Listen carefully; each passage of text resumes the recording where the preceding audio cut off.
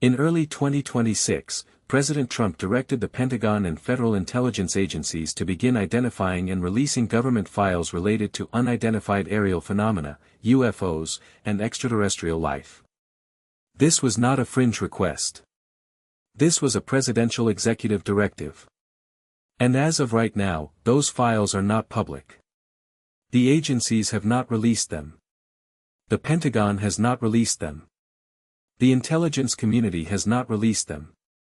The official explanation from the administration is that the process takes time. But that's not the full explanation.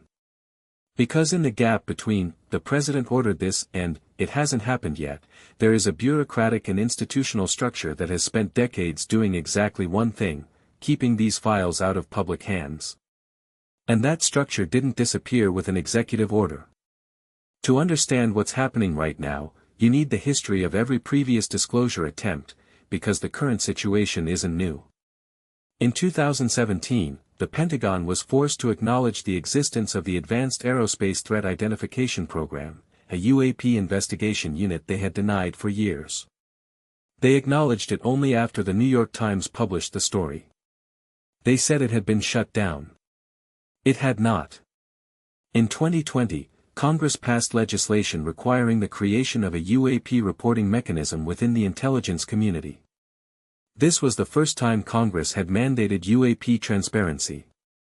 The response: slow compliance, minimal actual disclosure. In 2021, the ODNI released the first formal UAP report. It covered 144 incidents. It explained one.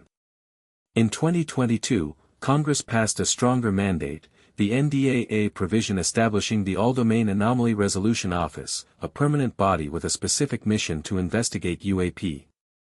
In 2024, AARO published its first historical report. In that report, the agency acknowledged it had not been given access to all the files relevant to its investigation. A transparency agency saying it can't see everything.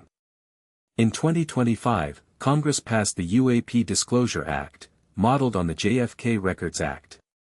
It mandated release of all UAP-related government files within a specific timeframe, with a review board to oversee the process. The review board has not been fully constituted. Now, in 2026, the executive order. Every step in this timeline follows the same pattern: mandate resistance, partial compliance, new mandate. Here's what we know about why the files haven't been released despite the executive order. Reason 1, classification is distributed across agencies, and not all agencies answer to the president directly. The intelligence community has 18 agencies. Several of them, particularly the National Reconnaissance Office and the Defense Intelligence Agency, operate with significant independence from executive direction on matters classified as special access programs. A presidential directive to release files doesn't automatically override SAP classification protocols. This is documented in the UAP Disclosure Act's own language, which specifically creates a mechanism to override SAP protections, because Congress knew that normal declassification channels wouldn't be sufficient. Reason 2, the contractors. David Grusch testified under oath in 2023 that the most sensitive UAP programs are not run by the government directly. They're run by private contractors, specifically named Lockheed Martin's Skunk Works division among others, operating under contracts that place the work outside normal government oversight structures. If a UAP reverse engineering program is formally a private sector R&D contract, a presidential order to release government files may not legally compel the contractor to release anything. This is not speculation. This is the exact gap that the UAP Disclosure Act tried to close, and why the legislation created a review board with authority specifically over contractor-held materials. That review board hasn't been seated. Reason 3, the boring records problem, and whether it's real. Several mainstream experts, including some who worked at AARO, have publicly stated that the UAP files, if released, will mostly contain administrative records, flight logs, and incident reports that contain no extraordinary information. The prediction is that disclosure will be a nothing burger. This may be accurate. For most of the files. But AARO's own director resigned citing institutional obstruction. And congressional members who have received classified UAP briefings have, in multiple documented cases, exited those briefings visibly disturbed and gone on record saying the situation was beyond anything I expected. Senator Harry Reid, who helped fund the AAP program, spent the last years of his life saying the public deserved to know what he knew. He died in 2021 without it being disclosed. The structural problem with UAP disclosure is this: the system that classified this information was specifically designed to resist exactly the kind of top-down declassification that an executive order represents. Special access programs exist to prevent political interference in sensitive operations.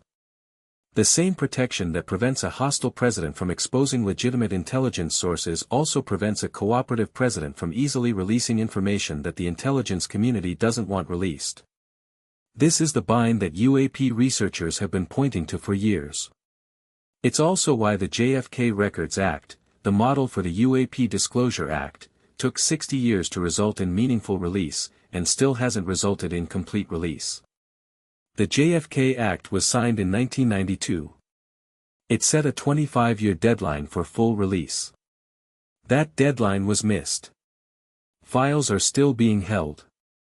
If the UAP Disclosure Act follows the same trajectory, the files that would answer the most important questions won't be released in any of our lifetimes, absent a fundamentally different mechanism of enforcement. What would that look like? Congressional oversight with actual subpoena power. A review board with clearances high enough to access SAP materials. Whistleblower protections strong enough to protect people who speak. Two of those three things were included in the UAP Disclosure Act. The review board hasn't been seated. Here's where we are in March 2026. The President has ordered disclosure. Congress has passed legislation mandating it. A permanent investigation office exists. Multiple credentialed witnesses have testified under oath. And the files are not public. The most optimistic interpretation is that the process is slow, the bureaucracy is resistant, and meaningful disclosure will come in 6 to 18 months. The least optimistic interpretation is that the same institutional structure that has blocked disclosure for 80 years is doing exactly what it was built to do, and that executive orders, disclosure acts, and oversight committees are being managed at a pace that ensures nothing consequential is released before the window of political will closes. History supports the less optimistic interpretation. But history also shows that the window has never been this wide. The combination of congressional mandate, executive order, and public awareness is unlike anything that has existed before. Whether that's enough to break through, we'll find out in real time. We'll be tracking every release. Subscribe so you don't miss what comes out. We're monitoring the release timeline closely and will break down everything that comes out as soon as it does. Subscribe. Ring the bell. This story is moving. Drop in the comments, do you think meaningful disclosure happens in 2026? What would meaningful even look like to you?